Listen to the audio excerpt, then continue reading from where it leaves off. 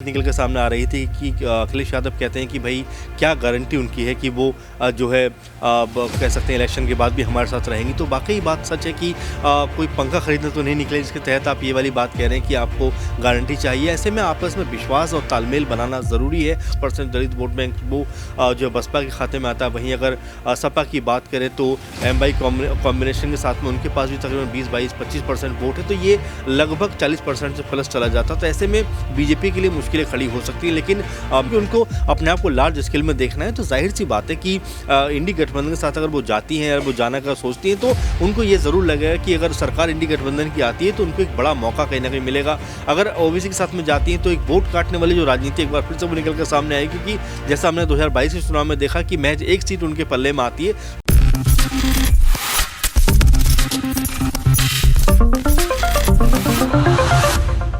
आखिरकार बहुजन समाज पार्टी की सुप्रीमो मायावती का अगला अहम फैसला क्या कुछ होगा?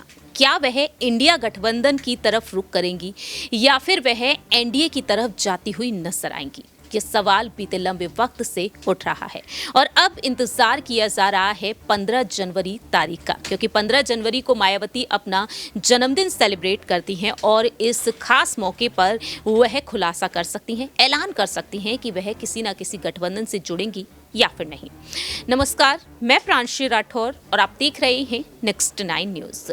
इस वक्त हमारे साथ मौजूद हैं हमारे सहयोगी अमन जी, जिनसे हम जानना चाहेंगे कि जिस तरह से अखिलेश यादव जी के सुर बदलते हुए नजर आए हैं, समाजवादी पार्टी जो मायावती से कहीं ना कहीं दूरी बनाती हुई नजर आ रही थी, क्योंकि कहीं ना कहीं डर था कि दलित वोट बैंक बंटता हुआ नजर आएगा, पिछड़ा वर्ग बट जाएगा। और कहीं ना कहीं यहाँ पर अखिलेश यादव ने जिस तरह से ये बातें कही बलिया पहुंचकर कि अगर आ भी जाती हैं तो भरोसे की गारंटी कौन लेगा। लेकिन अब बैठक में वह कहते हैं कि मायावती जी वरिष्ठ नेता हैं, हमें सम्मान करना चाहिए, सपा के नेताओं को उनके खिलाफ नहीं बोलना चाहिए। वो बयान तो मैंने मोदी सरकार के जो बैनर पोस्टर्स लग रहे हैं, मैं उसके लिए लेकर बोला था, मोदी की गारंटी पर बोला था, ना कि मायावती पर।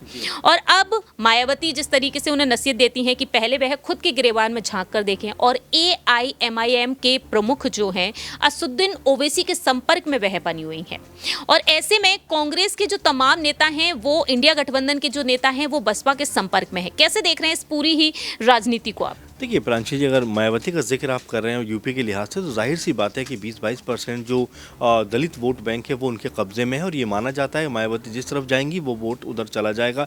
ऐसे में मायावती की जो भूमिका है वो लगातार अहम होती चली जा रही है। आपने सही कहा, जैसे हम आप ही के साथ में प्रोग्राम कर रहा था उसमें ये बात निकल कर सामने आ रही थी कि अखिलेश यादव कहते हैं कि भाई क्या गारंटी उनकी है कि वो जो है कह सकते हैं इलेक्शन के बाद भी हमारे साथ रहेंगी। तो वाकई बात सच है कि कोई पंखा खरीदने तो नहीं निकले जिसके तहत आप ये वाली बात कह रहे हैं कि आपको गारंटी चाहिए। ऐसे में आपस में विश्वास और तालमेल बनाना ज़रूरी है। और कहीं ना कहीं जिस तरह से अब जो जिक्र आपने किया है कि जो सुर बदले हैं अखिलेश यादव के, तो उनको भी समझ में आ रहा है कि अगर मायावती हमारे साथ आती है, यानी कि इंडी गठबंधन में अगर मायावती शामिल होती हैं, तो ये राह जो बीजेपी की लगातार आसान होती जा रही है, लगातार वो जो जीत की हैट्रिक की तरफ बढ़ रही है, उसमें एक हद तक अंकुश लगा सकते हैं अगर यूपी की बात करें, क्योंकि अच्छा खासा वोट बैंक है। कम से कम 20 से 22% दलित वोट बैंक वो जो बसपा के खाते में आता है। वहीं अगर सपा की बात करें तो एम कॉम्बिनेशन के साथ में उनके पास भी तकरीबन 20-22-25% वोट है, तो ये लगभग 40% से प्लस चला जाता। तो ऐसे में बीजेपी के लिए मुश्किलें खड़ी हो सकती हैं, लेकिन महत्वपूर्ण ये है कि क्या मायावती वाकई इंडी गठबंधन में आएंगी या फिर अपना एक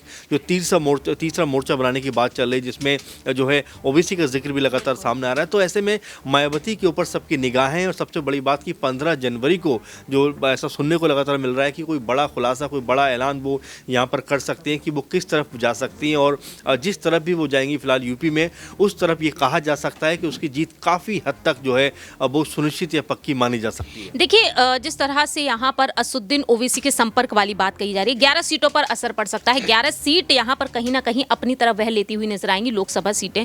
और अखिलेश यादव की मांग है गठबंधन से 65 सीटें होने चाहिए। दूसरी ही तरफ कांग्रेस है, 8 सीटें वह रालोद को देना चाहते हैं अखिलेश यादव, और चंद्रशेखर आजाद को भी सीटें देना चाहते हैं। क्या सीटों के बंटवारे को लेकर मायावती मायावती कहीं ना कहीं AIMIM से ही यहाँ पर सहमत रहेंगी, क्या इसी के साथ जाना चाहेंगी वह? नहीं, मुझे नहीं लगता प्रांशी जी, क्योंकि अगर आप देखें, अगर 2019 की ही आप बात करें तो वहाँ पर सपा और बसपा साथ मिलकर चुनाव लड़ते हैं और बसपा को वहाँ पर 10 सीटें हासिल होती हैं। तो अगर 11 सीटें उनको मिलती हुई भी नजर आ रही, तो मुझे नहीं लगता कि बहुत बड़ा फायदा कोई मायावती को यहाँ से होता हुआ दिखाई पड़ेगा, क्योंकि उनको अपने आप को लार्ज स्केल में देखना है। तो जाहिर सी बात है कि इंडी गठबंधन के साथ अगर वो जाती हैं, अगर वो जाना का सोचती हैं, तो उनको ये ज़रूर लगेगा कि अगर सरकार इंडी गठबंधन की आती है तो उनको एक बड़ा मौका कहीं ना कहीं मिलेगा। अगर ओबीसी के साथ में जाती हैं तो एक वोट काटने वाली जो राजनीति एक बार फिर से वो निकल कर सामने आएगी, क्योंकि जैसा हमने 2022 के चुनाव में देखा कि महज एक सीट उनके पल्ले में आती है, जो ये बताता है कि जो वोट बैंक है वो किस तरह बटा। अगर वो एक साथ आए तो फिर से वो बीजेपी को यहाँ पर घेर सकते हैं, लेकिन संभावना जो है लगातार ये बन रही है कि हो सकता है जैसे अखिलेश यादव को सुर बदलें, और जिस तरह से लगातार कांग्रेस कोशिश कर रही है कि वो जो इंडी गठबंधन में आ जाए, अगर वो आती हैं तो ये मानकर चलिए कि बीजेपी के लिए काफ़ी हद तक मुश्किलें खड़ी हो सकती हैं।